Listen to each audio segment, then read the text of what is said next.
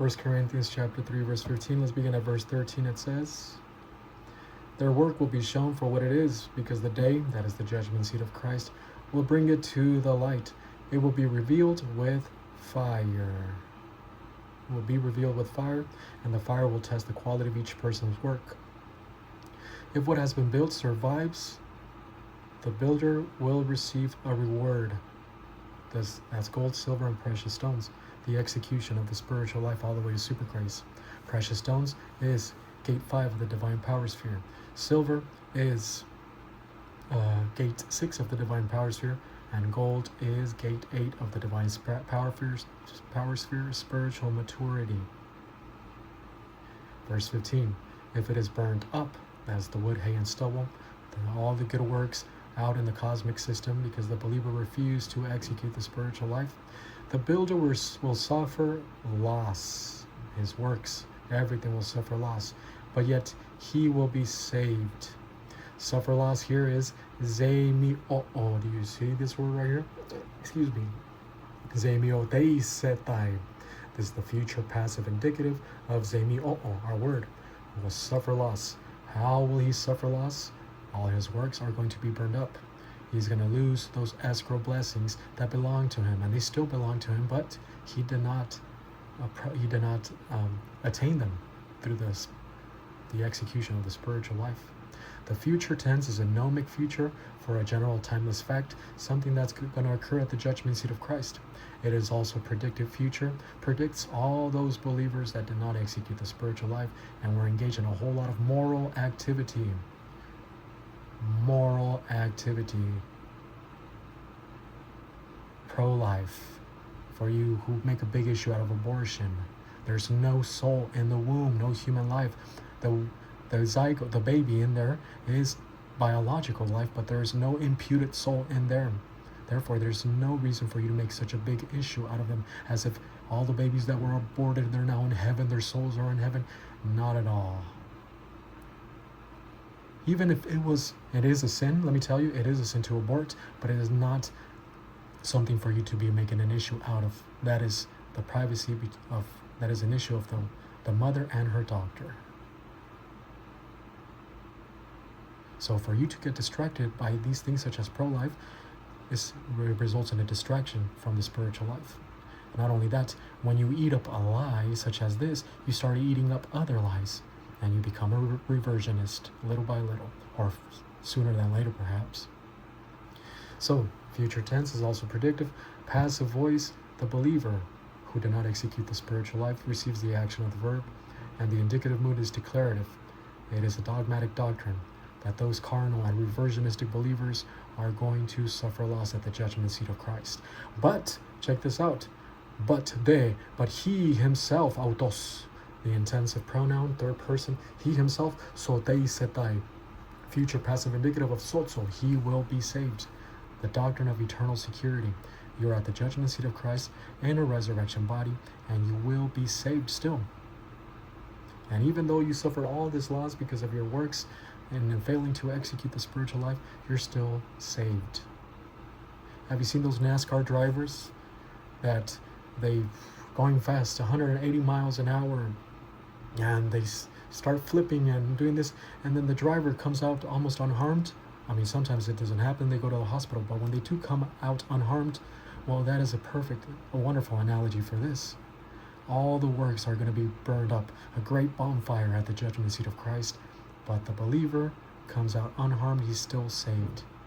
That recent crash of that NASCAR driver, now, I'm not a fan of NASCAR, but one thing that really does amaze me is seeing those cars going at 180 miles an hour and more and fly up.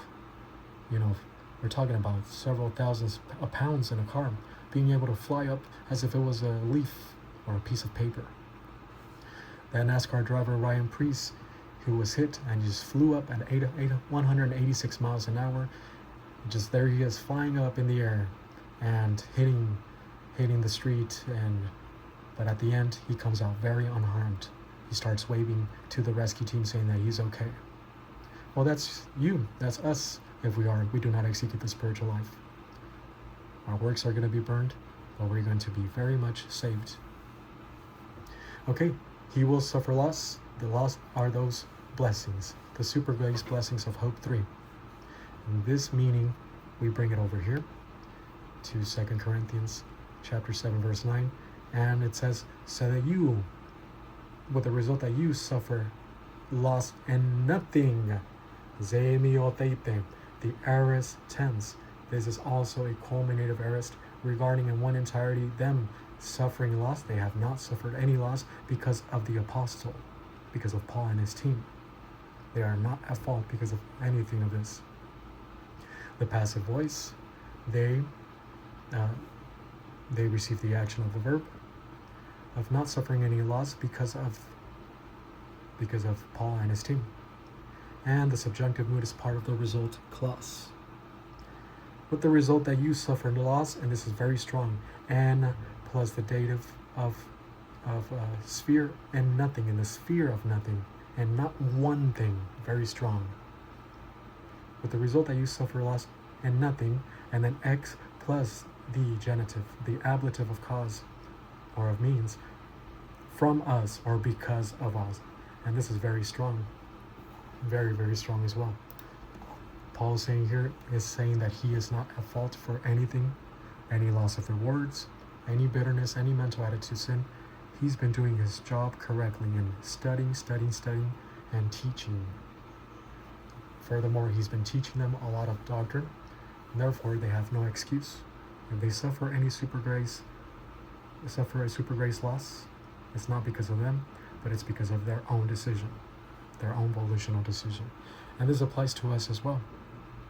If you suffer loss, it is not because of my decision, it's because of your lack of concentration. You were too busy. Everything else was too important. You had a party and you decided to go to the party instead of learning Bible doctrine. Or at least you could have learned Bible doctrine before you went to the party, and who cares if you showed up late? Doctrine is more important. You were too busy out there with the homeboys and the carne asada. You were too busy cleaning up all these little things, and neurotically, when it was not very necessary to clean it up by your neurotic standards, just wanting to make you clean, with the result that you paid no attention in Bible class. And then just watch when the pressure situation arrives.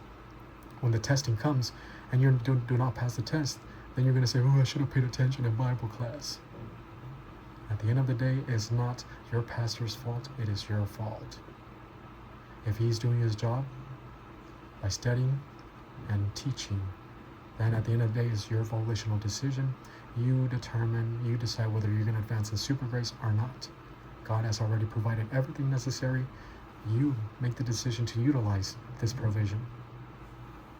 So, X plus Haimon. Carnality cannot be blamed on the right pastor of the believer. Failure to advance all the way to super grace cannot be blamed on the pastor. So the translation can be from us, from the source of us, and this implies that the believer makes use of everything his pastor teacher is offering, his teaching, concentrating on every principle, writing down notes, taking down notes, studying them at leisure time, thinking about them towards God, also known as meditating. Meditation is thinking about doctrine and applying them towards people and circumstances. This is them not suffering loss in anything because they squeeze out the Jews, they exploit their pastor teacher. So it can be from us. The translation because of us also gets that, but here Paul's saying that it's not their fault of anything, they've been doing their work. So because of us implies that the pastor would imply that he's partly at fault for the loss of the believer due to the pastor's lack of preparation or inconsistency in studying and teaching, or imposing gimmicks, utilization of gimmicks and distractions so as to compensate for the lack of teaching, or the abuse of authority by means of intrusion upon the privacy of the believer, the use of abusive language perhaps, and humiliation of anyone in the flock, or the fleecing for the people's money, etc. There are many injustices that the pastor teacher can cause on his flock. But Paul here is denying it, with the result that you suffer loss and nothing because of us. Therefore, we have a translation and a few principles. Translation, I rejoice now, not because y'all were grieved or sorrowed, but rather because y'all were grieved or sorrowed, resulting in repentance, the change of attitude towards doctrine, advancing in the plan of God. 4, y'all were grieved or sorrowed as God intended, meaning that they approach their sorrow with objectivity, with the result that y'all suffer loss and nothing because of us. Good. And now, a few principles now. It's going to be a lot of principles. First of all, not all sorrow is sinful. Not all sorrow is a product of the cosmic system. I just need to clarify this because you're eventually going to go around saying, oh, I'm maybe I'm sorrowing, I'm grieving, maybe this is cosmic activity. No, not all sorrow is cosmic activity. Not all emotions are cosmic activity. I did many times. I mean, they can be if you allow it to overrun you, but not all of them are sinful nor cosmic system activity. Point 2. But residing in the cosmic system, controlled by the sin nature, always pays its dividends in many forms that result in sorrow. Again, but residing in the cosmic system, controlled by the sin nature, always pays its dividends in many forms that result in sorrow. Point 3. The unbeliever or the cosmic believer might enjoy a bit of happiness, minus H, from satiating their lust and fulfilling their arrogant standards, but eventually he will pay the piper. That was point 3, once again. The unbeliever or cosmic believer might enjoy a bit of happiness, also known as minus H, from satiating their lust and fulfilling their arrogant standards, but eventually he will pay the piper. So, the unbelievers in the cosmic system, the carnal believer or reversionistic believers in the cosmic system, they're both controlled by the sin nature in Satan's plan and Satan's classroom. Once in a while, they might be happy because they got away with something. They satiated their competition lust. They got the attention that they wanted. They won that competition bout against this other coworker. And so, you're happy at that moment, but that's minus H. That is arrogance. Eventually, from investing your time in all this cosmic thought, cosmic activity, you will pay the piper. For any arrogant person will be humiliated to the extent that you think high about yourself, beyond what you're supposed to think, add more importance than what you ought, have excessive self-respect, excessive love towards yourself. You have a love affair with yourself. To that extent, you think high about yourself, and when you do not get your way, that produces disillusionment, depression, disenchantment. You're upset, you're angry, all these mental attitude sins. And all these produce sorrow. So eventually you're going to pay the piper. Now, you don't think it's going to come to you? It will come. It does come to people. They might try to hide it, but they eventually get it. And it hurts. It hurts a lot. Point 4.